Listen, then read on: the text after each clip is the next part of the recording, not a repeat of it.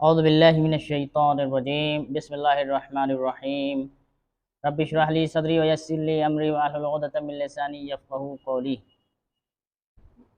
अज़ीज़ान, रमज़ानुल मुबारक धीरे धीरे हम लोगों से जुदा होते चला जा रहा है।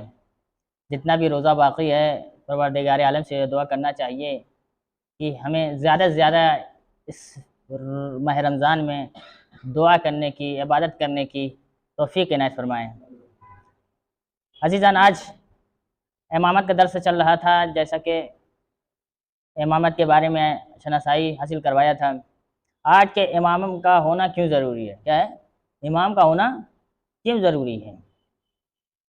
और एक के इमाम को किन किन सिफ़ात का मालिक होना चाहिए? इमाम का होना क्यों ज़रूरी है, हम पहले दर्स में बयान कर चुके हैं। आज बयान करेंगे इमाम को किन किन सिफ़ात का मालिक होना चाहिए। नंबर 1, चंद औसाफ़ व कमालात का इमाम में होना ज़रूरी है। नंबर 1 क्या है? आलिम और हकीम हो। आलिम यानी इल्म रखने वाला, हर वो इल्म जो बशर के लिए ज़रूरी है, जो इंसानी बशर के लिए अहम और मुहिम दोनों चीज़ के लिए ज़रूरी। और एक हकीम हो, हिकमत वाला हो। एक हकीम होता है तिब्बी, एक हकीम होता है वो बातनी इल्म, जो अल्लाह सिर्फ़ और सिर्फ़ उसके दिल में डालता है, वो अलग से जो है हासिल नहीं होती है हिकमत, वो अल्लाह की तरफ से हिकमत हासिल होती है। किताबों में वो लिखी नहीं जाती है, बहुत कम इशारतन लिख दी जाती है, लेकिन अज़ीज़ान हिकमत को बहुत मुश्किल से लिखी जाती है। जिस तरीके से हिकमत लिखी इमाम अली अलैहिस्सलाम ने, बंदों ने लिखी, आज तक किसी ने हिकमत लिखी तो बहुत है, लेकिन इमाम अली अलैहिस्सलाम के मुकाबिल में किसी ने आज तक हिकमत नहीं लिखी है। तो इसलिए कुछ ऐसी हिकमतें हैं जो हमारे अंदर मौजूद होती हैं, लेकिन उसको लिख नहीं सकते, ना उसको बता सकते हैं, वो हम ही को मालूम होती है। और जब हमको मालूम होती है, हम जैसे नादान इंसान, हकीर इंसान, पस्त इंसान, जो हम बयान नहीं कर सकते, तो जो मासूम हो, साहिब इस्मत हो, उसके ऊपर जब हिकमत नाजिल होती होगी तो वो कितनी मंजिलत के काबिल रहती होगी, है कि नहीं? तो इसलिए क्या क्या और होने चाहिए? क़ाल इन्नल्लाह अस्तफ़ाहु अलैकुम वज़ादहु बस्ततन फ़िल इल्म वल जिस्म। बेशक अल्लाह ताला ने इस तालूत को तुम पर हाकिम के तौर पर चुन लिया है और उसके इल्म और जिस्म में इजाफा किया है। क्या है? एक दलील है ना, एक दलील मिल गई है। अल्लाह ने चुन लिया है उस तागूत के ऊपर बरतरी हासिल करने के लिए, उस हाकिम में बरबरियत के ऊपर मुसल्लत होने के लिए अल्लाह ने इमाम और नबी को चुन लिया है। एक दूसरी चीज़ ज़ुहद और मुत्तकी होना, परहेजगार होना इस इमाम का होना ज़रूरी है। अगर परहेजगार नहीं होगा तो वो इमाम नहीं होगा। खैर, वही सिफत हमारे अंदर भी होनी चाहिए जो जो इमाम की सिफत है। इल्म रखना, हमें भी वही सिफत, ज़ुहद और तकवा, वही ज़ुहद और तकवा हमें भी आना ज़रूरी है। और क्या दलील है? वजअलना मिनहुम अइम्मतन यहदूना बिअमरिना लम्मा सबरू व कानू बिआयातिना यूक़िनून। और हमने उन बनी इसराइल में से कुछ को इमाम बना दिया जो हमारे हिकमत से हिदायत करते हैं, इसलिए कि उन्होंने सब्र किया और हमारी आयात का यकीन रखते थे। हैं? बनी इसराइल में से हमने कुछ को इमाम बना दिया। क्यों? इस वजह से कि वो हमारी आयात पे यकीन रखते थे, हमारी निशानियों पे यकीन रखते थे, हमारे दिए हुए कलाम पे, बताए हुए अम्र पे यकीन रखते थे। इस वजह से हमने उनको इमाम बनाया। तीसरा, बहादुर हो। अगर बहादुर नहीं होगा तो अपने इल्म का, अपनी हिकमत का लोगों के सामने कैसे पेश कर सकेगा?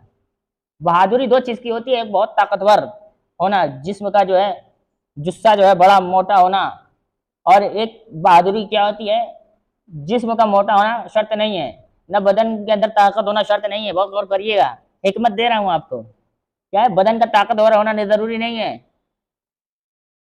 बॉडी में जो है मोटापे होने की ज़रूरत नहीं है, लंबा कद का होना ज़रूरी नहीं है। क्या ज़रूरी है? इरादे का मोहकम होना ज़रूरी है। क्या है? इरादे का मोहकम होना ज़रूरी है। इसको बोलते हैं सबसे बड़ा बहादुर। कि अगर आपने किसी काम का इरादा किया है, अच्छे काम का, अगर उस काम को अंजाम दे दिया तो आपसे बड़ा बहादुर कोई नहीं। और एक बहादुर ये भी सुनिए, इसमें और ऐड कर लीजिए। एक बहादुरी ये है कि आपको शादी करनी है अपने बेटे की, ठीक है? आपके पास पैसा नहीं है, आपका बेटा जवान हो गया है और आप चाह रहे हैं कि जो शादी कर दिया जाए, जवान हो गया है, एक बहू लाया जाए। घर में जो है माँ जो है उसकी बूढ़ी हो गई है, एक बहू की जरूरत भी है जो ताकि काम वगैरह जो है जरूरियात को अंजाम दे सके। लेकिन यहाँ पे क्या आ जाता है, कौम और लोगों का डर इंसान के अंदर कि अभी हम बच्चे की शादी करेंगे तो पैसा चाहिए, और शादी में कम से कम 4 से 5 लाख या 2 लाख कम से कम पैसा होना चाहिए, वरना हम अपने मेरे बच्चे की शादी नहीं हो पाएगी। अगर यहाँ पे इस मौके पे अगर वो बंदा डर जाता है तो उससे बड़ा बुज़दिल कोई नहीं है। अगर लोगों का खौफ उसके अंदर है, लोगों की बुनियाद पर अगर अपने बेटे की शादी नहीं कर रहा तो उससे बड़ा बुज़दिल, उससे बड़ा जो है कमजोर इंसान नहीं है। इस्लाम क्या कह रहा है कि बच्चा जवान हो गया है उसकी शादी करो, चाहे पैसा हो ना हो। इस्लाम ने तो पैसे की शर्त रखी ही नहीं है, सिर्फ मेहर। मेहर कितनी होती है? मेहर कितनी होती है अजीजान? न के बराबर होती है, न के बराबर होती है अजीजान। सिर्फ मेहर शादी में शर्त है। इसलिए यहाँ पर भी लोगों की परवाह करते हुए अगर इंसान अपने बेटे की शादी करता है तो यहाँ पे सबसे बड़ा बहादुर इंसान उससे कोई नहीं हो सकता आजकल के माशरे में, आजकल की दुनिया में।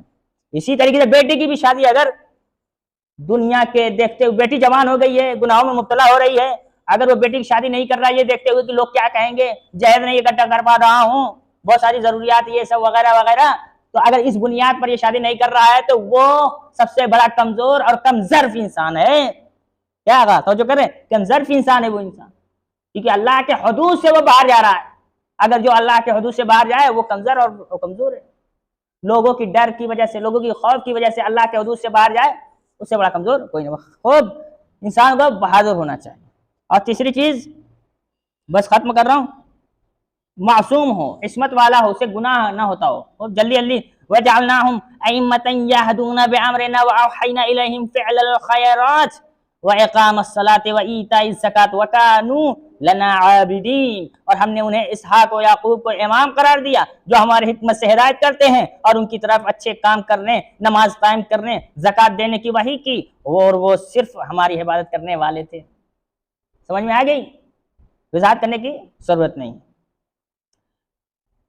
और क्या है कि पांचवी चीज अफजल हो, सबसे अफजल होना चाहिए। अगर किसी से अफजल नहीं होगा, कोई इंसान से अफजल नहीं है, पस्त है, तो वो इमाम नहीं हो सकता। सबसे बाला होना जरूरी है। दलील क्या है? अफमन यहदी इलल हक़्क़ि अहक़्क़ु अन युत्तबअ अम्मन ला यहदी इल्ला अन युहदा फमा लकुम कैफ़ तहकुमून। और क्या जो हक की तरफ हिदायत करता है वो ज्यादा हक रखता है कि उसकी इत्तिबा की जाए। क्या है? जो हक की तरफ हिदायत करता है, राह की तरफ आपको अम्र बिल मारूफ करता है, नहीं मुनकर करता है, वो ज्यादा हकदार रहता है कि आपसे अफजल हो, आपसे बरतर हो और आप उसकी इत्तिबा की जाए। या वो कि जो हिदायत नहीं कर सकता है मगर ये कि खुद उसकी हिदायत की जाए, बस तुम्हें क्या हो गया कि तुम कैसे फैसला करने लगे। यहाँ पे क्या है कि जो भी हिदायत करता है और हिदायत का मोहताज नहीं होता है वो सबसे अफजल होगा और उसी की इत्तिबा लोग करेंगे। ठीक है? और खूब यहाँ तक हो गया। इंशाअल्लाह आप लोगों को इमाम की कुछ सिफात और इमाम की क्या क्या शराइत हैं वो मालूम हो गई है अल्हम्दुलिल्लाह। हमें यही सब थोड़ी थोड़ी चीज़ें दीन के हवाले से सीखनी बहुत ज़रूरी है। मरने के बाद जो आखिरत में पूछा जाएगा आपने दीन के हवाले से क्या सीखा है, क्या है यार, दीन के बारे में कुछ जानते हैं? क्योंकि दीन तो असली बुनियाद है, जो दीन हमेशा बाकी रहेगी। दीन हमेशा बाकी रहेगा कि नहीं रहेगा? मरने के बाद बाकी रहेगा, क़यामत तक बाकी रहेगा, हमेशा हमेशा तक चलता रहेगा। दीन की बुनियाद पे इंसान मरने के बाद आला मकाम हासिल करेगा। दुनिया के हिसाब से, दुनिया के मुताबिक अगर इंसान चला है तो वो आखिरत में उसका वो मकाम रहेगा। हमें दीन के हिसाब से चलना है, न कि दुनिया के हिसाब से, न लोगों के खौफ के हिसाब से, न लोगों के डर के हिसाब से चलना है। अल्लाह के डर से, अल्लाह के खौफ के हिसाब से चलना है। हमें ये इरादा अगर कर लिया है तो हमसे बड़ा बहादुर, हमसे बड़ा मजबूत इंसान कोई है ही नहीं है। इसलिए हमें बहादुर बनने की ज़रूरत है। परवरदिगार से दुआ है कि हमें इस क़ज़ीज़ से इबादत को कबूल फरमा। परवरदिगार गुनाह सगीरा गुनाह कबीरा को मुआफ़ फरमा। जो भी मसाकीन गरीब है उनकी गरीबी की दूर फरमा। परवरदिगार आलम से ये दुआ है हमारे घरों में बरकत इनायत फरमा। परवरदिगार ये माह रमज़ान चल रहे हैं, इसमें हमें ज़्यादा से ज़्यादा तौफ़ीक़ बजा ला कि हम नेक अमल कर सकें। परवरदिगार हमारे इमाम की ज़रूर में ताजिल फरमा। उनके आवान अनुसार में शुमार फरमा। तक़ब्बल मिन्ना इन्नका अंतश समीउल अलीम।